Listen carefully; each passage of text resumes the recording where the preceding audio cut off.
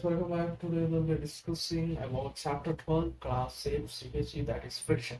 Okay, so we'll be studying about friction. So first of all, what is friction? We'll be discussing. Now, friction is a force that comes into play between when two objects are in contact. Suppose we consider a wooden block. Okay, so this is a surface. Okay, any surface. Now, we are trying to push this. Okay, so you're applying force here. So basically this is an object and this is a surface. Okay, now object between two objects or the between one object and surface, friction will be there. So basic idea is that force of friction or the friction that comes into play when two surfaces block surface is there and the surface on which it is placed comes in contact with each other. Okay, so two objects is necessary for the friction to occur. Now basically friction acts in the opposite direction, or which friction is nothing but which opposes the relative motion between the surfaces of two moving objects. Between the surfaces of two moving objects. Now basically you need to understand here is that so friction is nothing but the opposites, which opposes. Suppose I am pushing from this side. Okay, I'm pushing the block from this side. Now force of friction will be in the opposite direction to the relative motion of this.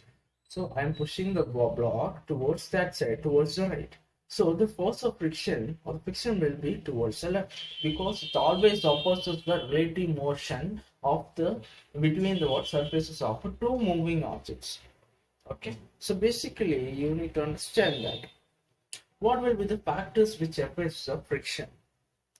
So we'll be discussing what are the factors which affects what friction. So first major thing is that surface. Okay, so we'll be discussing the factors that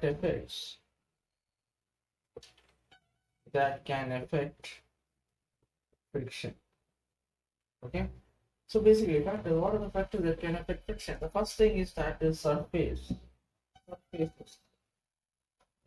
Major thing which will be talking about what surface. There can be two types of surfaces, one is rough and one is smooth. Okay, now in rough surfaces more irregularities will be there. Okay, irregularities I'll be talking about that. Okay, in smooth less irregularities will be there. Okay, less irregularities will be there. Now surfaces two types, rough and smooth. No, more irregularities. So friction is based on irregularities. You can decide whether it is having or more friction or the less friction. Will be designing on the basis of the irregularities. Okay, suppose I consider I'm riding a bicycle. Okay, I'm riding a bicycle. Okay, I'm riding a bicycle at some certain speed. Suppose the road is having some more, we can consider some irregularities, that means pothole, something and like that also. Some okay irregularities. Now, if I'm riding the bicycle on a plain road on a highway, some smooth road. Now, same cycle I'm riding it.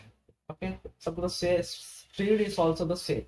Now, for this case, suppose I stop pedaling the cycle after some speed. Okay, for both the cases, so after certain speed, if I stop pedaling the cycle, after some time it stops at a point, right? Suppose this point it stops. But for the smooth surface, it will go beyond this point. Suppose here, this two you have to understand. Both the cases it is having the same speed. If I stop pedaling at the same time. In case of more irregularities, that means rough road, rough surface, it stops at certain point. But in smooth surface, it stops beyond this point. Okay? It takes more time or takes more distance, it covers more distance and it stops. The major thing is here is that so friction is more. So force is applied right in this direction. So moving in this direction, relative motion in this direction. So force of friction will be in the opposite direction.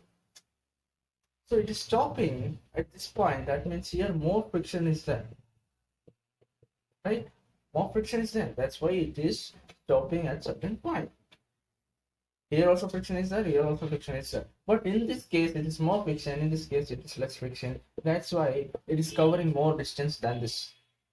This point you have to understand that if more irregularities is there, that means rough surface, that means more friction will be there.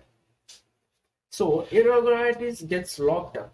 You have to understand, irregularities between the two surfaces are interlocking with each other. Okay, so that thing you have to understand. No, in the surface, rough surface and smooth surface. Smooth surface, you remember less irregularities, that means interlocking will be less. Here, more irregularities, that means interlocking will be more as compared to this thing. So this concept you have to understand.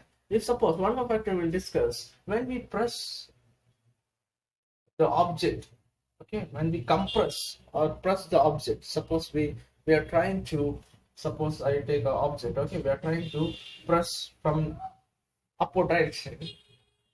Okay, we are going to compress this and try to move it. You observe that it is very difficult to move that object when it is compressed or pressed. Now, this is why, because see here these two surfaces, when we press, it is difficult to move. That means it will get more time for the interlocking. Okay, so you have to understand that interlocking, it will get more time between the two surfaces to interlock with each other. So when it interlocks, then what happens? It is very difficult to move it, right? So basically, if two surfaces are pressed each other, the movement of that becomes what? Restricted, or we can say it is difficult to move. So this is the two factors we can say, or we can consider three factors, because rough, smooth, and this thing. When we press hard, more friction will be there, more irregularities, okay, more interlocking. That's why this is difficult to move. So these are the factors that can affect what? Friction. And we have discussed about the what? Friction, what is friction and all.